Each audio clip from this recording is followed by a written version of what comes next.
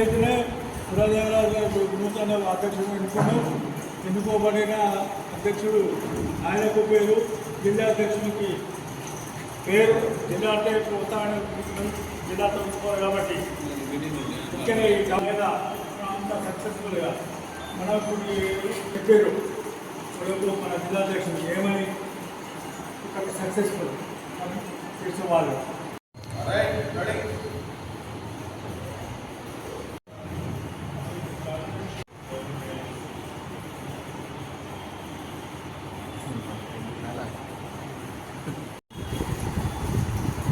పట్టణ కాంగ్రెస్ అధ్యక్షునిగా బాధ్యతలు చేపట్టిన సూర్యదేవరాజు గారు ఈ పట్టణంలో ఉన్నటువంటి 39 వార్డులలో ప్రతి వార్డు నుంచి క్షేత్రస్థాయి నుంచి కాంగ్రెస్ పార్టీ ఇంకా ముందుకు పోవాలి, ఇంకా బలపరచాలనే ఒక ఉద్దేశంతో ప్రతి వార్డులలో కూడా ఒక సమావేశం ఏర్పాటు చేసి ఆ వార్డులో అధ్యక్ష కార్యదర్శులను ఎన్నుకొని తద్వారా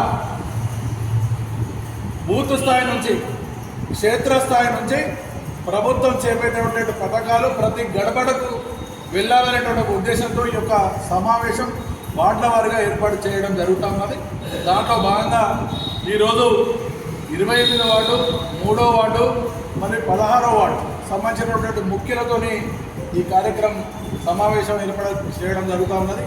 ఈ సమావేశానికి అధ్యక్షత వహిస్తున్నటువంటి సూర్యదేవరాజు గారు, ముఖ్య అతిథిగా విచ్చేసినటువంటి పెద్దలు అన్నగారు గ్రంథాలయ చైర్మన్ నాగ సత్యనారాయణ గౌడ్ గారు, అలాగే మార్కెట్ కమిటీ చైర్మన్ స్వరూప గారు, మహిళా జిల్లా కాంగ్రెస్ అధ్యక్షురాలు వనిత గారు, ఈ కార్యక్రమానికి విచ్చేసినటువంటి వార్డు అధ్యక్షులందరూ, అలాగే అర్బన్ బ్యాంక్ మాజీ వైస్ చైర్మన్ నీల్ రవీందర్ గారు, శ్రీగల నరసప్ప గారు, తర్వాత శ్రీగల మైసన్న గారు, గుజ్జ రమేష్ గారు, భాస్కర్ గారు, దేవన్న గారు, ఇతరత్ర ఇక్కడికి వచ్చాడు శివప్రసాద్, భాస్కర్, వీళ్ళందరూ కూడా మీ అందరు కూడా దిలీప్ అన్న అందరు కూడా నమస్కారాలు తెలియజేసుకుంటూ, ముఖ్యంగా ఇదేదో ఆషామాషిగా మనం పేరించి ఒక పేరిస్తే సరిపోతుంది, మా పని అయిపోయింది అనేటువంటి పరిస్థితి కాకుండా తప్పనిసరిగా ఇప్పుడు మొన్న ఈ 16వ వార్డు కానీ 3వ వార్డు కానీ 29వ వార్డులో ఉన్నటువంటి బిఎల్ఏలు ఎవరైతే ఉన్నారో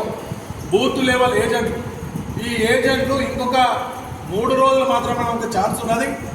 ప్రతి ఒక్కరు కూడా దయచేసి రామ్ కానీ రమేష్ కానీ మీరందరూ కూడా ఇక్కడ ఉన్నటువంటి అందరూ కూడా దీని మీద ప్రత్యేకమైనటువంటి ఒక శ్రద్ధ వహించండి. ఫస్ట్ బూత్ లెవెల్లో ఉన్నటువంటి ప్రతి ఒక్కరు కూడా ఎన్విరేషన్ ఫామ్స్ తీసుకున్నారా లేదా, ఒకవేళ తీసుకుంటే అవి నింపి మళ్ళీ బిఎల్ఓలకు ఇచ్చిరా లేదా, ప్రతిరోజు ఆ బిఎల్ఓ మీకు సంబంధించినటువంటి బూత్లో ఉన్నటువంటి బిఎల్ఓ ప్రతిరోజు బూత్కి వస్తున్నారా లేదా, తిరుగుతున్నారా లేదా అనేది మీరు గమనించి మీరు వాళ్ళ ఇంట కంపల్సరీ ఉండాల్సిన అవసరం ఉన్నది. ఎందుకంటే ఒకవేళ ఇన్విటేషన్ ఫామ్ నింపిన వాళ్ళు ఇవ్వకపోవచ్చు, తప్పనిసరిగా ప్రతి గడపకు మీ వార్డులో ఎవరైతే బూత్ ఏజెంట్గా ఉన్నారో తప్పనిసరిగా ఆ ఇంటిని ప్రతి ఇంటిని మీరు పోయి వాళ్ళు ఎంతమంది ఓటు నమోదు చేసుకున్న ఓటును బిఎల్ఓలకు ఇచ్చిరా లేదా, ఒకవేళ లేకుంటే ఏమైనా పొట్టుడు పోయే అవకాశం ఉన్నదా, వాళ్ళు ఇక్కడ నుంచి ఏమైనా షిఫ్ట్ అయినరా, లేకుంటే డెత్ అయినరా, డిలీట్ అయినరా అనేది ప్రతిరోజు కూడా దినచర్య తప్పనిసరిగా రోజు మినిమం 50 ఇళ్ళు మీరు తిరిగి బిఎల్ఓతో సమానంగా ప్రతి ఒక్కటి కూడా పరీక్షించవలసిన అవసరం మనకున్నది. ఏ మాత్రం అప్రమత్తంగా ఉన్నా కూడా ఈ ఆగస్టు 3వ తారీఖు వరకు మనకు లాస్ట్, ఇదివరకు 25వ తారీఖు వరకు ఉంటే ఇప్పుడు వారం రోజులు పెట్టి 3వ తారీఖు వరకు ఉన్నది. కాబట్టి ప్రతి ఒక్కరు కూడా మీ ఇంటి ముంగటలో ఇంటర్నలు వాళ్ళు పక్క వాళ్ళు లేకుంటే ఇతరత్ర మనకు కావాల్సినటువంటి సంబంధికులు వాళ్ళందరూ ఎన్విటేషన్ ఫామ్స్ నింపిరా లేదా, లేకపోతే సరిగ్గా నింపిరా లేదా, వాళ్ళని చూసుకొని వాళ్ళు సబ్మిట్ చేసినా లేదా, ఒకవేళ మన ఇంటికి ఎవరైనా కొత్త ఓటర్ 18 సంవత్సరాలు నిండిన వాళ్ళు అప్లై చేసుకునేటువంటి విధంగా వేరే మన ఇంటికి ఫోటోలు కానీ ఎవరైనా కొత్త వాళ్ళు వచ్చినా మన ఇంట్లో వాళ్ళ పేరు దాంట్లో నమోదైందా లేదా, ఇవన్నీ చూసుకోవాల్సినటువంటి బాధ్యత ఫస్ట్ ప్రతి కాంగ్రెస్ పార్టీ కార్యకర్త మీద ఉన్నది. ఇది మెయిన్, ఇది రేపు 1వ తారీఖు 2వ తారీఖు 3వ తారీఖు వరకు లాస్ట్. కాబట్టి ఓటు ప్రతి బూత్లో ఓటర్ చెక్ చేయండి. ఉన్నాయో ప్రతిరోజు యాప్ ఉంటుంది, యాప్లో చెక్ చేసుకుంటే మీకు ఎవి ఉన్నాయి, ఎవి డిలీట్ అయినాయి, ఎవి డూప్లికేట్ ఉన్నాయి కంప్లీట్ చేస్తారు. ఇక్కడ షిఫ్ట్ అయిన పేర్లు కానీ లేకుంటే కొత్తలో నమోదు ఎంతమంది ఉన్నారు, ఎంత ఫామ్లు ఇవ్వలేదని ఒక కాగితం మీద రాసుకొని వెరిఫికేషన్ చేయాల్సిందిగా మీ అందరినీ ప్రార్థిస్తా ఉన్నా. ఓటు అనేది చాలా విలువైనది. ఒక్క ఓటు పోయింది అనుకో పథకాలు ఎవి కూడా వచ్చేటువంటి పరిస్థితి ఉండదు. మీకు ఒక్క ఓటు వెళ్ళిపోతే రేషన్ కార్డు ఉండదు, పెన్షన్ ఉంటుంది. అసలు ఈ భారతదేశంలో మీరు పౌరునిగానే గుర్తించేటువంటి అవకాశం ఉంటుంది. కాబట్టి మీరందరూ కూడా ఓటు నమోదు ప్రక్రియలో ఆగస్టు 3వ తారీఖు వరకు మీరందరూ కూడా ప్రతి ఒక్కరు అప్రమత్తంగా మీ వాటల్లో మీ ఇళ్లలో కానీ తప్పనిసరిగా ఓటు ప్రక్రియను చేయాల్సిందిగా కోరుకుంటూ, అలాగే ముఖ్యంగా మీ అందరూ కూడా ఇంకొక విషయం, దాదాపు 36 నెలలు, 34, 35, 36 నెలలు డిసెంబర్ వస్తే 3 సంవత్సరాలు అయితే మన గవర్నమెంట్ ఈ తెలంగాణలో రేవంత్ రెడ్డి గారు ముఖ్యమంత్రిగా బాధించారు. అప్పటి నుంచి ఇప్పటిదాకా గత ప్రభుత్వం 10 ఏళ్ళు ఏదైతే టీఆర్ఎస్ ప్రభుత్వంలో ఆ ప్రభుత్వం ఏవైతే పథకాలు అవన్నీ కూడా ఏ ఒక్కటి కూడా తీసేయకుండా మన కొత్త పథకాలు మనం ఇస్తూ ఉన్నాం. మీరు గమనించరు, 10 ఏళ్ళు బీఆర్ఎస్ ప్రభుత్వం ఒక రేషన్ కార్డు కూడా ఇవ్వలేదు.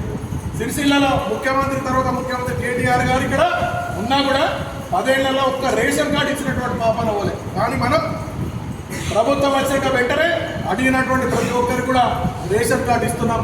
రేషన్ కార్డే కాక 6 కిలోల సన్నబియ్యం ఇస్తున్నాం వారికి. అలాగే కొత్తగా ఎవరైనా నమోదు చేసుకుంటే వాళ్ళని కూడా ఆ కార్డులో నమోదు చేసేటువంటి ప్రక్రియను మనం చేస్తూ ఉన్నాం.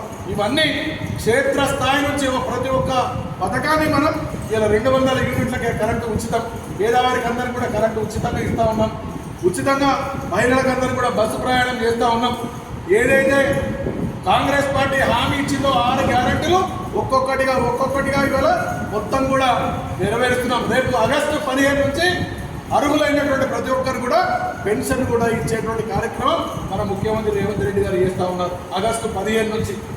కాబట్టి దయచేసి ఇవన్నీ కూడా ఇలా ఒక్కొక్క వాడకట్టుకు 20 ఇందిరమ్మ ఇల్లు కట్టుకోవడానికి ఇచ్చినటువంటి ఘనత ఇలా కాంగ్రెస్ పార్టీ. 10 సంవత్సరాలలో కనీసం టీఆర్ఎస్ పార్టీ ఇక్కడ కేటీఆర్ గారు ఏ వాడకట్ల ఒక్క ఇందిరమ్మ ఇల్లు కట్టిన బాబన ఓలే.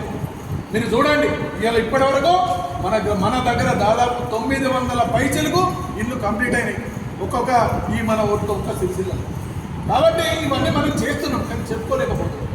మీ అందరికీ ఇక్కడికి వచ్చినటువంటి కాంగ్రెస్ ముఖ్యుల యొక్క బాధ్యత, మనం చేసే ప్రతి ఒక్క పనిని క్షేత్రస్థాయి నుంచి ప్రతి గడపకు చేరేసేటువంటి బాధ్యత ఇవాళ రేపు ఎవరైతే అధ్యక్షుడిగా ఎన్నుకబడతారో, ఎవరైతే కార్యవర్గాల్లో ఉంటారో వారే కాకుండా మీరందరూ కూడా వాడకట్లలో తప్పనిసరిగా క్షేత్రస్థాయి నుంచి ప్రతి గడపకు మనం చేసే కార్యక్రమాన్ని తీసుకోపోవలసినటువంటి బాధ్యత మీ దగ్గర ఉన్నది. అలాగే అర్హులైనటువంటి ఎవరికైతే ఇల్లు రాలేదు, ఎవరికైతే పెన్షన్ రాలేదు, ఎవరికైతే కరెంట్ ఇంకా ఉచితంగా వస్తలేదు, వాళ్ళకి కావాలంటే మళ్ళీ లిస్టు తీసుకొని సంబంధిత అధికారులకు మా ద్వారా పట్టణ కాంగ్రెస్ అధ్యక్షుడు, ఆయనతో కాకపోతే జిల్లా కాంగ్రెస్ అధ్యక్షుడు, మాతో కాకపోతే ఇక్కడ ఉన్నటువంటి కుక్కలతోనే నేను చేపించేటువంటి పరిస్థితి ఉంటుంది. కాబట్టి మీరందరూ క్షేత్రస్థాయిలో కాంగ్రెస్ పార్టీని ఇంకా ముందుకు బలపరిచేటువంటి విధంగా ఇలా మీరు చూస్తూ ఉన్నారు.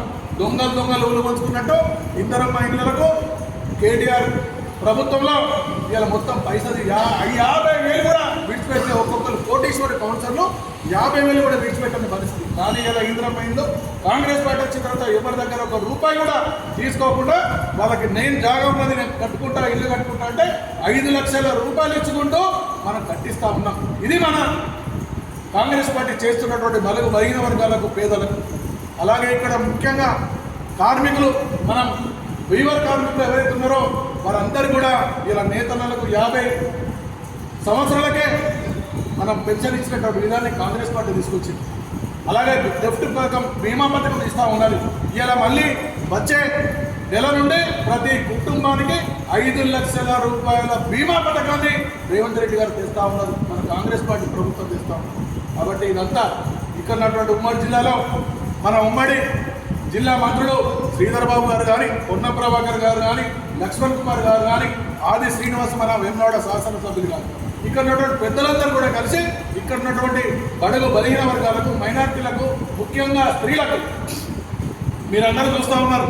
10 సంవత్సరాలు ఎవరికి కూడా కనీసం మీ డ్వాక్రా మహిళలకందరూ కూడా ఎవరికి లోన్ ఇచ్చినటువంటి పాపన అవ్వలేదు. లోన్ ఇచ్చి ఇలా పాత బకాయిలు ఎవరితో చారాయడం అంటే మీకు అందరికీ చెక్ల రూపాయలు ఇచ్చినటువంటి ఘనత కాంగ్రెస్ పార్టీ.